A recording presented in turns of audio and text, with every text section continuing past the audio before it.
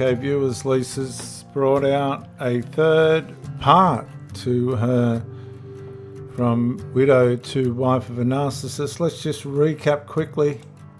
I found him on Facebook, and like I said, I knew him, and so I friend requested him, and he immediately answered me, and I was like, you know, he aged really well. He was quite handsome and quite dashing.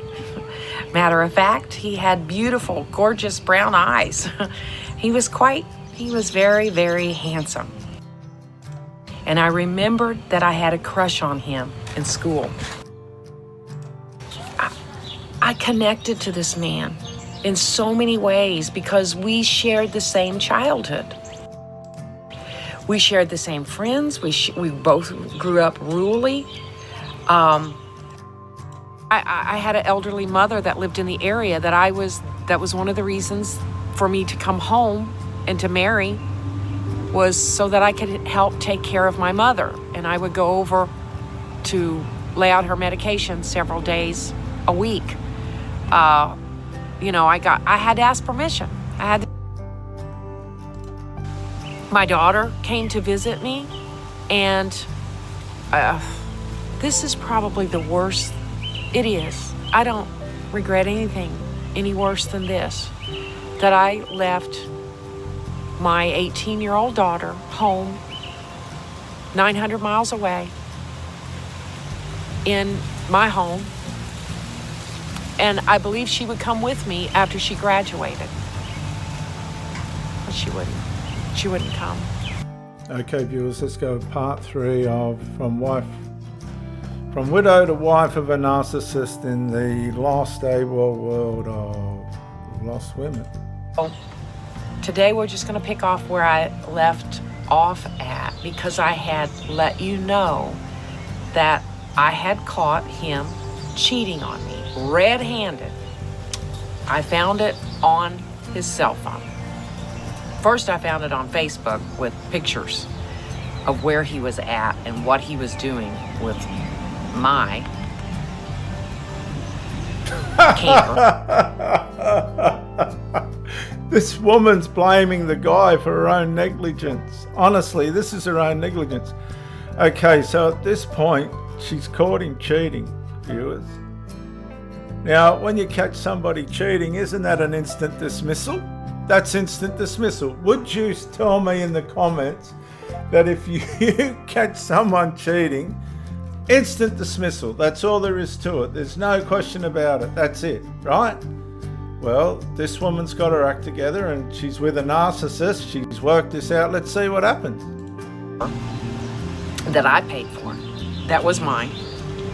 He discarded me, broke up with me, told me to move out. I'm working.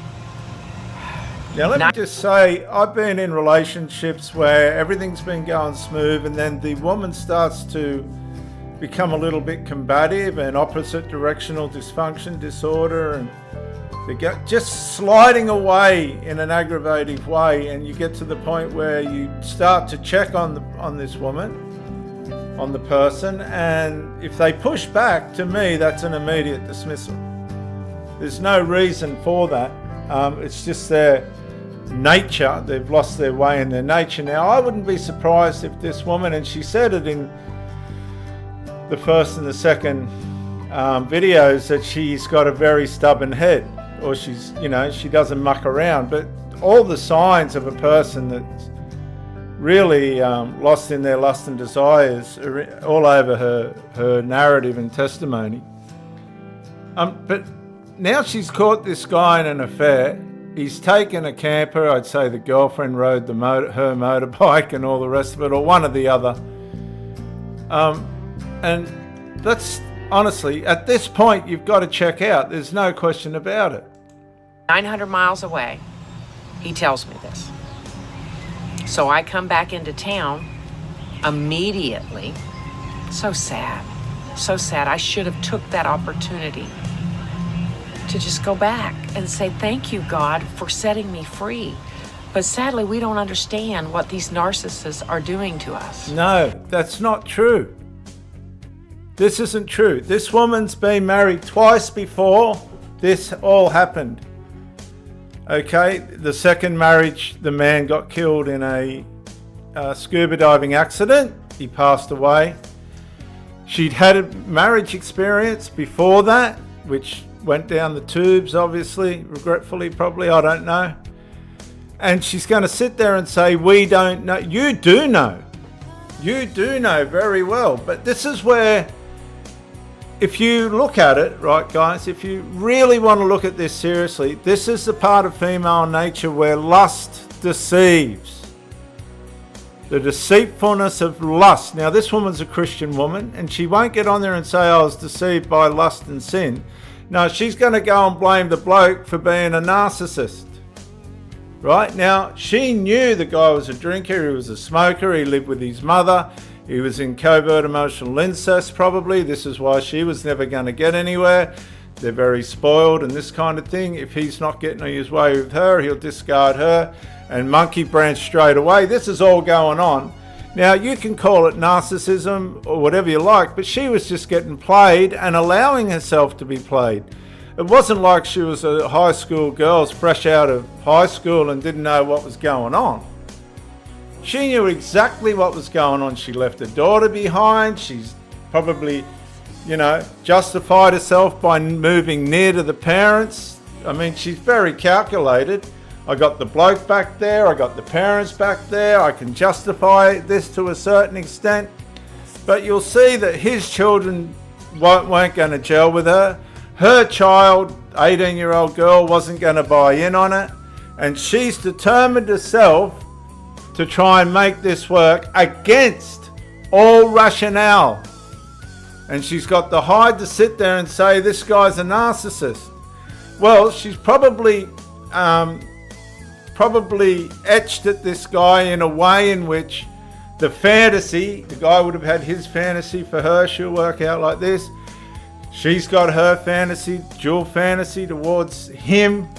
We're going to be in love forever. And when that fantasy starts to collapse, right? It's not what I thought. This ain't lining up with my fantasy, the way I want this to happen. This is the narcissism. They've got a fantasy going on together. We're going to be together forever. We hardly really know each other since school. This guy's turned into a fiend, a drinker, a smoker. He'll jump the fence if he doesn't get his way. He's living with his mum. He's got nothing to show for himself. He's in covert emotional incest. And if you watch this, Lisa, you need to look up covert emotional incest because that'll open your eyes, right? And narcissism does conceive from that because they get spoiled by the parent. The parent uses them as supply. They use the parent for supply, emotional supply. The parent will supply their drinking habits financially. That keeps them with the mother to keep her secure. You were dealing with dynamics way out of what you're talking about. But what she's done, and she's a Christian woman, she allowed, and let's make it simple, she allowed sin and her pursuit of lust deceive her. Now, she can doll it up and dress it up and say she was a victim and all that.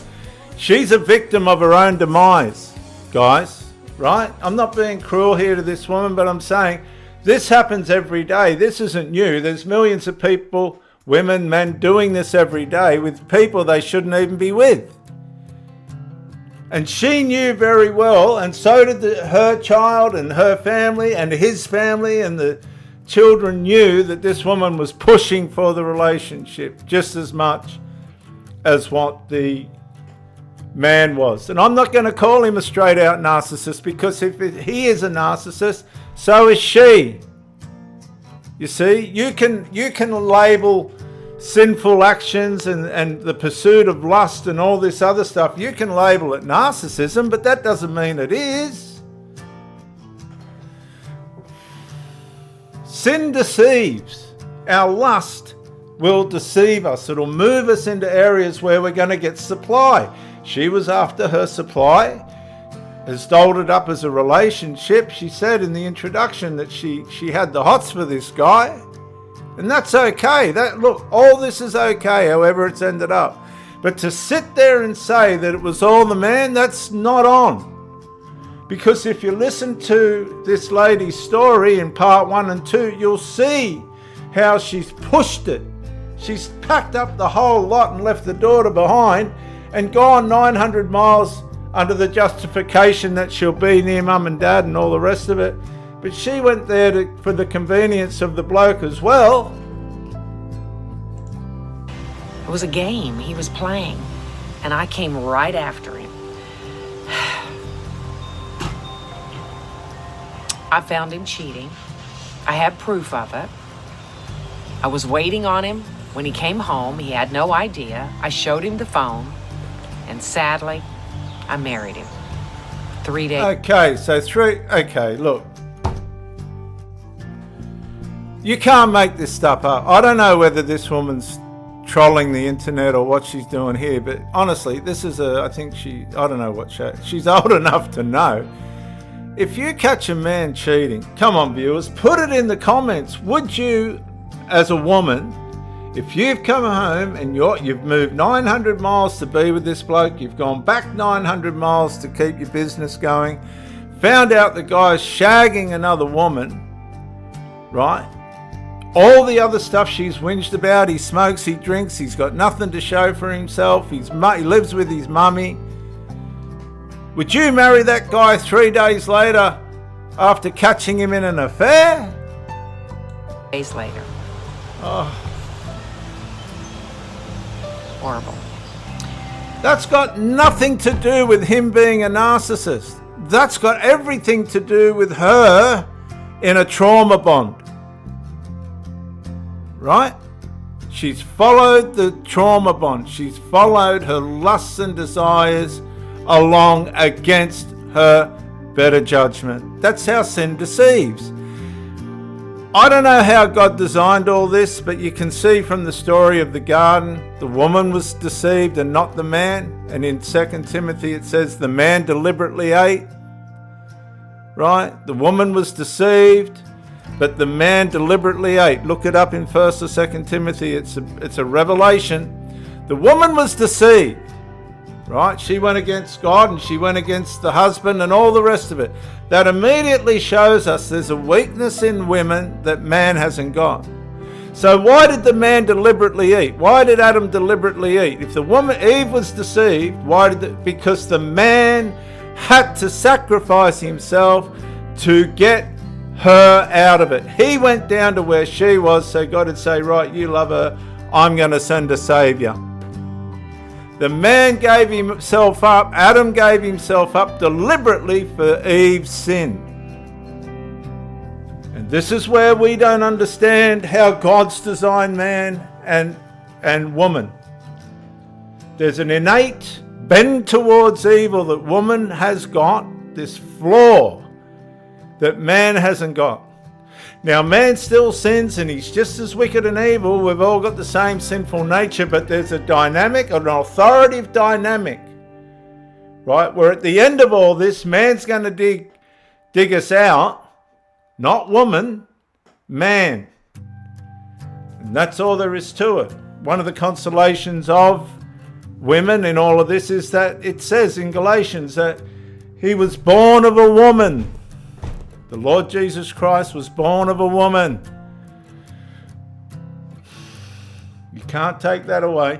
But when you look at the Lord Jesus Christ on the cross, he didn't say mother, he said woman. I got stuff to do, you've got stuff to do. And he drew that line. The man that she's with, and this is where it gets all messed up, couldn't leave his mummy.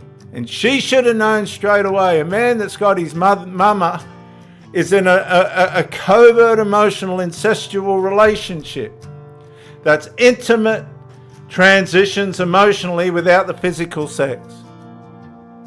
All right? Covert emotional incest has a way of enthroning the people in it. Physical sexual incest has a way of destroying the people in it. One exalts, the other destroys. You've got to know the differences. But the unseen covert emotional incest that takes place between fathers and daughters or several daughters, and mothers and several sons, or one golden child and all the rest of it, scapegoat and that. When you come into that situation, it's a DNA-based,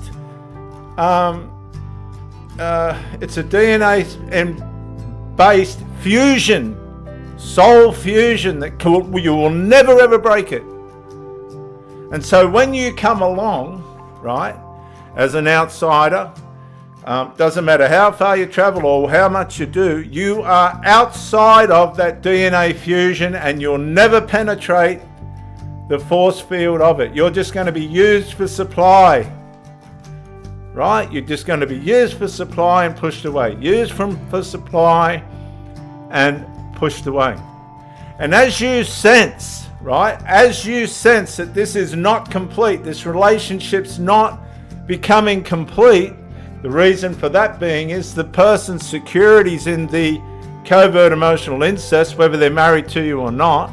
I know people that are married that the couple live with the mother of the husband, and the woman's a wreck, but she's allowed herself to micro-incrementally develop into that to cope with the gaping hole in the relationship because of the fusion between the mother and the son, which is called covert emotional incest, and it can never be broken. You have to walk away.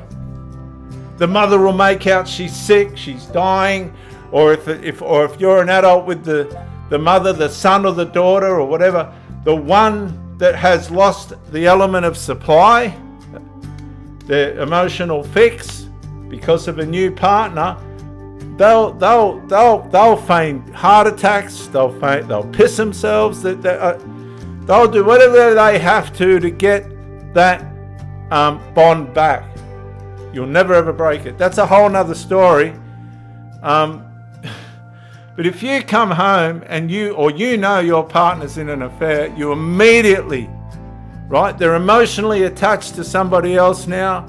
That emotional attachment will corrupt and pollute the relationship you have. She would have known that, but for some diabolical internal reason that she had, and you can call it a weakness, but it's a form of evil within itself, she went and married the man, and she's got no right to blame this man the way that she is.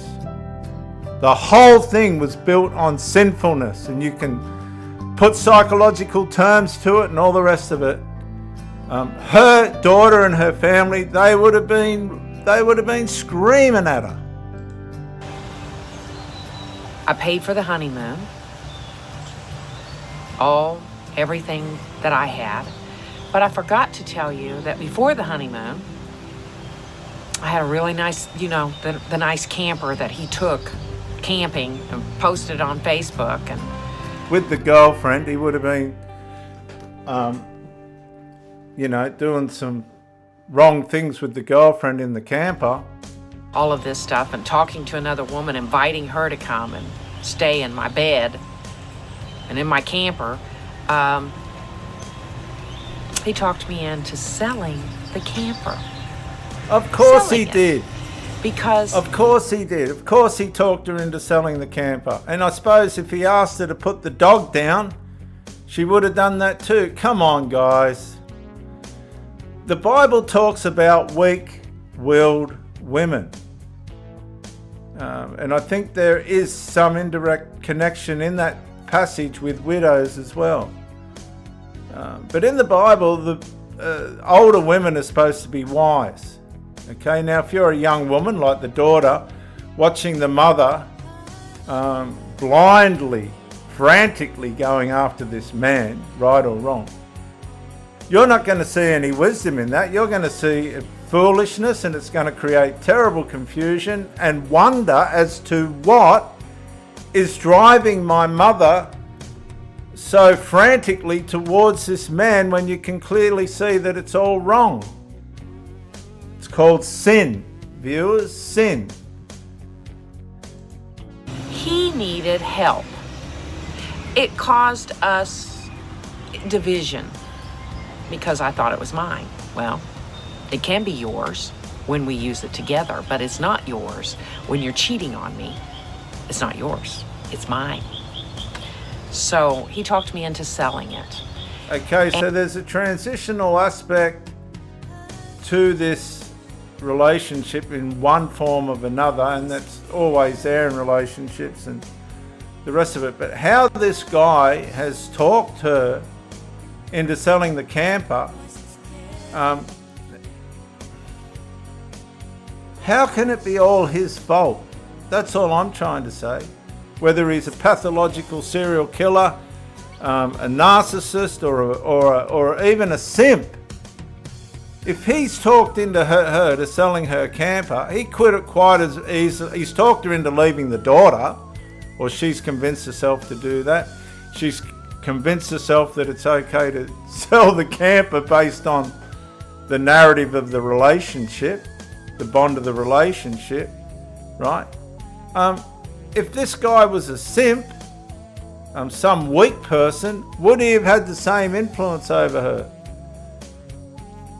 I don't know, but one way or another, she is spellbound, she's bewitched, and the bewitchment's twofold. It's coming from her and it's being groomed by him. So they're equally as bad as one another. And he was going to lose his motorcycle. So he had taken out a debt on that motorcycle against the title. And sadly, I fell right into this because I wanted to show him that I am in this relationship. I do love you. I am committed to this. I wanted to prove that it wasn't about me, and I'm willing to share. So Okay, so I'm just going to stop there. Ladies and gentlemen, when you're in a relationship, you've got to parallel your commitment relative to the behavior. Okay, so everything starts off ignorant at the honeymoon stage and the fantasy begins, the dual fantasy between them and you, with the goal of having a relationship that'll last ever for everlasting, ever after, until death do us part, whatever. And then once things start to bed in and the fusion starts to take place, the things that really matter inside us start to surface, and we don't have the same element of ignorance towards the things we don't like, right? So as the relationship's starting to marinate and the crossover of ingredients of who you are and they are begin to meet, right? The product of that could be Frankensteinish in the sense that you're not, what you've got's not going to mix with what they've got. And this is obvious in the sense that she started to conflict with his smoking. She conflicted with his drinking. She didn't like that he lived with his mother. She didn't like that he had no money. He goes and has an affair, right? All these horrible, wicked dysfunctioning, right? And now she goes and marries him, which is completely the opposite thing that she should have done. And this was for her to prove to him who she was. Now, the problem of this is she already proved who she was by being married 2 times before, and the family would have watched this woman belittling herself in front of this man. She's only belittling herself. The opportunist, the man, right, in this case, is just going along with the ride. I mean, if we can sell the camper to save my motorbike, which is completely out of order. It wasn't her responsibility to save his motorbike. What she's actually saying is, I had to prove to him that I was better than his mother. She was never going to... She thinks she's dealing with narcissism, and in an indirect way she is. But behind all that is the covert emotional incest. And that's completely covert.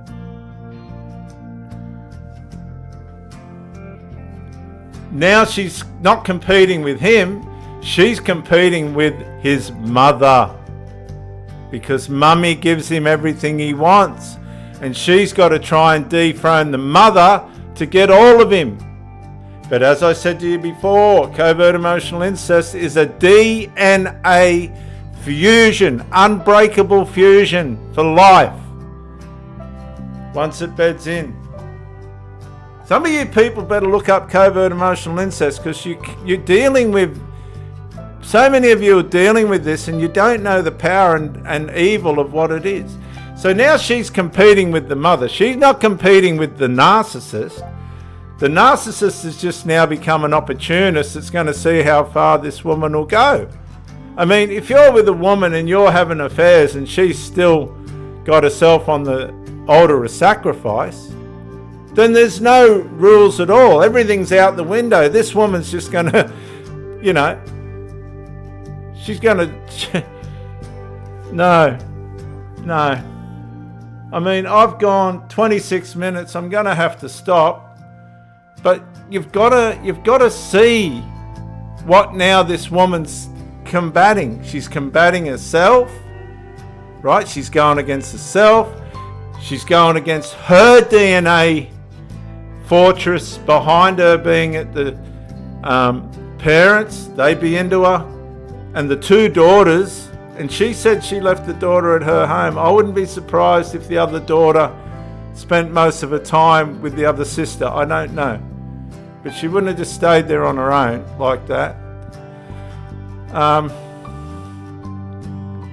The whole thing, and I used to see this in the church all the time as a minister. The worship leaders sleeping with the guitarist. The pastor's now running off with the worship leader. It's all sin and lust. They get blinded by lust. And you can call it narcissism and all this, that and the other, but at the end of the day, we have to be accountable for our own actions. You women watching this, would you sell your camper to a man that's had an affair on you, then you've married, which you shouldn't have, right? But this is what people do and their stubbornness. And now he's convincing you to sell your camper, apparently. Or is she going to sell the camper, as she said, to prove that she loves him more than his mother? That's what it is, viewers. I'm going to stop here. I'll come back again. We'll go through this, see where this all ends up. Thanks for coming in. Comment, because this is getting deeper and deeper. Honestly, bye for now.